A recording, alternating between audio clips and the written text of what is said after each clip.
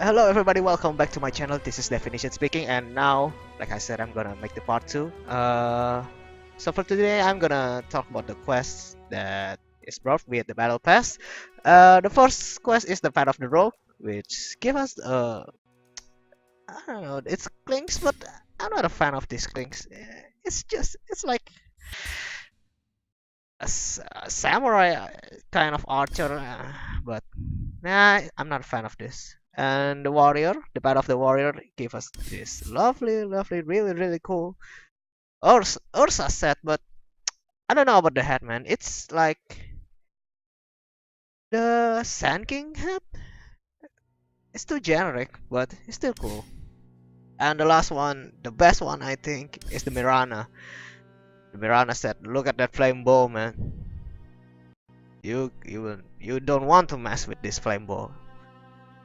Really cool. I like it a lot, and I'm gonna maybe just one path at a time. Maybe I'm gonna make the part 3 or part 4, but for now I'm gonna just gonna explain the Path of the Rogue first. The first quest, of course, the easy one, is purchase a face boots before the game timer reaches 13 minutes, 9 minutes, and 7 minutes. It's still easy. For reaching the 3rd star, you just have to go to safe lane or maybe middle, take a face boot before anything else, and you're gonna be done before 7 minutes. Maybe I can do it in 3 or 4. I'm not gonna brag. It's still a lot of time, but yeah, it's not that hard to do. And the second quest is pick up a 9 bounty runes at for the last quest. Yeah, for the 3rd star, 9 bounty. It based on luck, so preferably you wanna have in mid or maybe offlane to get this rune, but mid is better, I think, rather than offlane. So you must control the rune. Don't take hero like Invoker that needs a lot of farming, need a lot of leveling, but takes hero like maybe Wind Ranger or Outworld Devourer that needs to be ganking a lot, roaming a lot. So you're gonna have a fast bounty. You wanna control the rune, communicate with your other teammates. So especially bounty rune, because you will need it a lot for the quest. 9 bounty runes is not that easy. It maybe looks a little, but if you have a bad day, that you're gonna take it forever, man. For the next one is deny 45 creeps for 3 star in the next quest. It's not that hard, especially if you play at mid or at safe lane.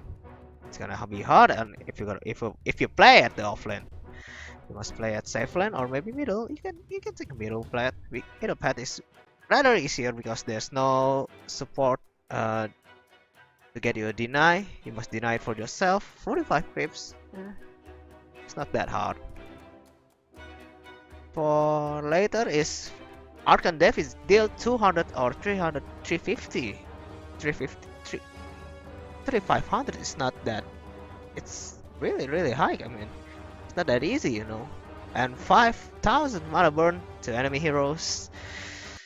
For this, I recommend you use a hero like PL, Phantom Lancer, or Anti-Mage to deal mana burn.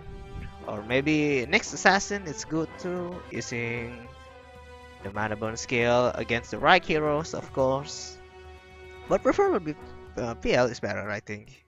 With 5000 mana burn with all the illusion, it's gonna be simple. It's not that hard. Don't be intimidated by the number. The number is a lie. And the next quest is roguelike. Purchase Shadow Amulet or Shadow Blade or Silver Edge before the game timer reaches 25 minutes. Now this is a rather tricky one because it's so situational. You can't guarantee a Silver Edge before the game timer reaches 25 minutes because one, the passive breaker of Silver Edge is not necessarily needed every game. So I don't think you're gonna make silver it's that easy. And the second one is you're gonna get countered a lot if you rely on item like Shadow Amulet or Shadow Blade or Silver Edge. because a good support will always carry a dust or maybe a sentry. But then again, it's a little tricky quest. You better be careful. If you're not, you're gonna fail a lot. You're gonna throw the game. And I think that's it for my tips on this quest. So the next quest is Terror Unseen. Within the single victory, accumulate 3,000, I mean, or 4.5 thousands or 6,000 damage to enemy heroes after leaving invisibility. So in this quest, I don't know how is the duration after leaving invisibility is.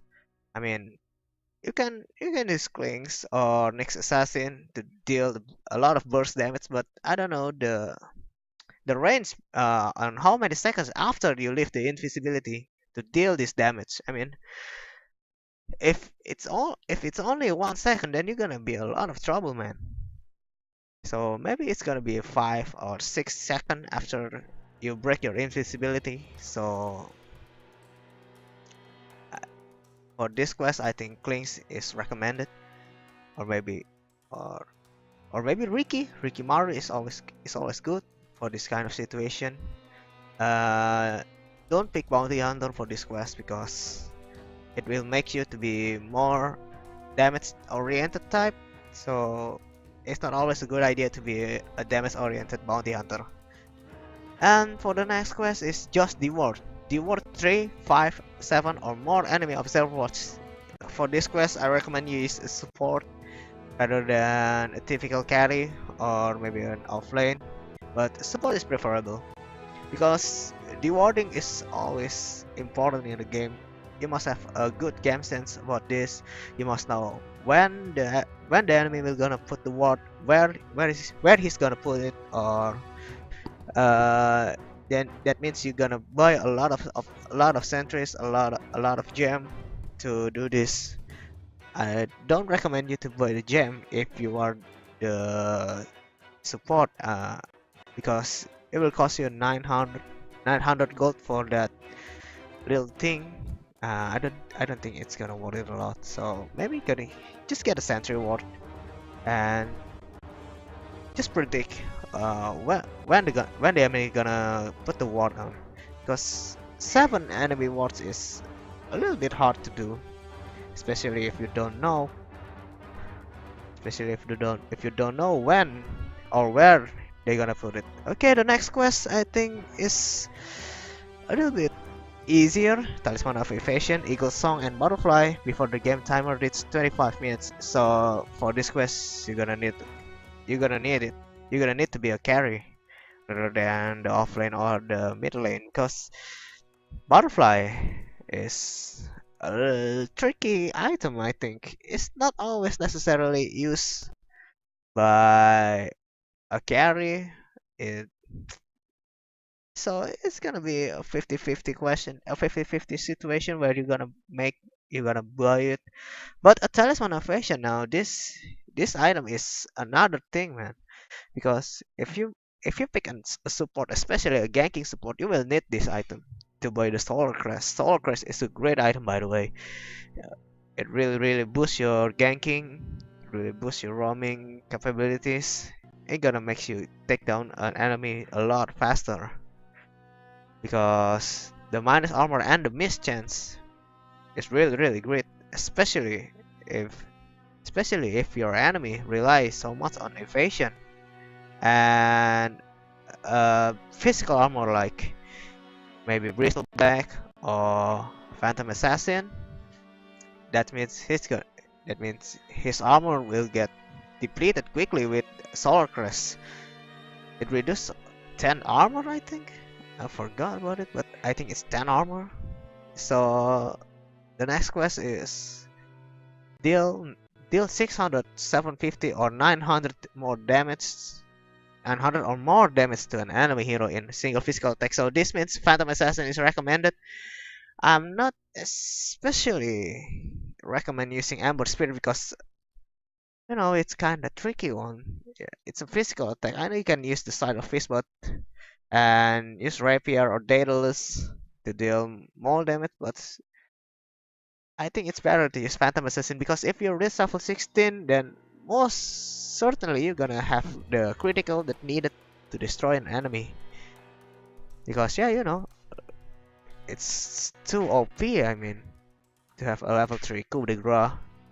The next quest is a tricky quest. Evade or disjoint 30, 45 or 60 enemy hero attacks. 1, 3 or 5 must be spells. This is a tricky quest, I'm not gonna lie. 60 enemy hero attacks, that means you must have Blink Dagger or maybe Wind Walk, like Shadow Walk in this game. Shadow Walk like rotate skills or item, yeah, because this joining an attack is not that easy, you know. It needs a timing, it needs a lot of concentration to do. I recommend using Puck, so you have a blink, an ill, and the third skill to evade all of the enemy attacks. So yeah, Puck is really recommended for this quest. The next one is Assassin's Art. Within a single victory, accumulate 25, 40 or 55 seconds of stun on enemy heroes using Sacred Arrow and deal 2500, 5000 or 7500 magic damage to enemy heroes using Starstorm as Mirana.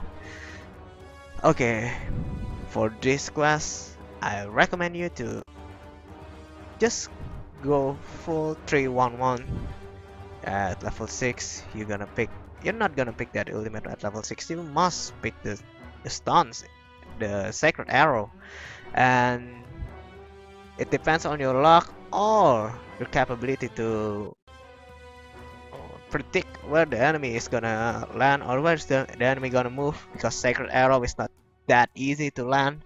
It needs a lot of concentration, it needs a lot of game sense to know where your enemy will gonna move. If you are in 2k MMR, rejoice, you're gonna hit it a lot.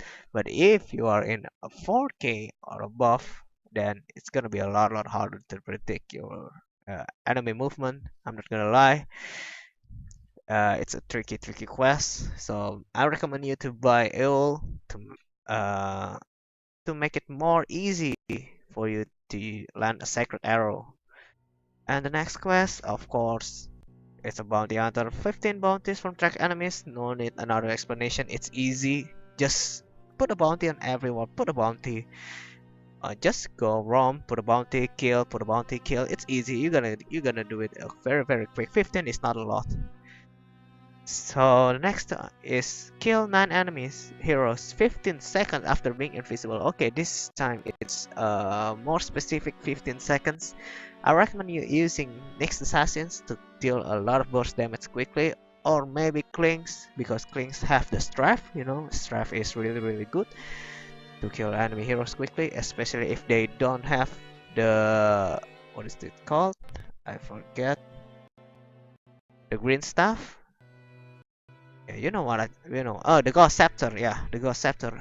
It's gonna be easy for you to kill them, especially if you take fast Solar Crest. Solar Crest is really recommended on Clinks because it gives you a ton of evasion, a ton of armor, and it can reduce your enemy armor too. What else do you want? And the last one is purchase Bloodthorn and kill 12 enemy heroes as Clinks. That's the last thing. You can buy Crystallis Orchid Malevolence on Bloodthorn and to get 1, 2 and 3 stars respectively, and kill 6, 8 and 12 enemy heroes as Clinks. So Bloodthorn and 12 enemy heroes as Clinks. Now that's the hard part. 12 enemy heroes is not that hard, but the Bloodthorn is. So it's gonna need a lot of time, a lot of farm to get a quick Bloodthorn. Crystallis and Orchid Malevolence is easy. You can get it a lot in Clink's build. Really depend on Crystallis and Orchid Malevolence. But the Bloodthorn is a rather tricky situation because it's the most one-time purchase item in the game. Because Dagon you need a 5 risk. Dagon level 5 you need 5 recipe. So technically it is the most expensive item in the game, Dagon level 5, but Bloodthorn, you just have to buy Crystals, Orchid Malevolence and the recipe. it will cost you 7.9k, I think. 7.9k gold.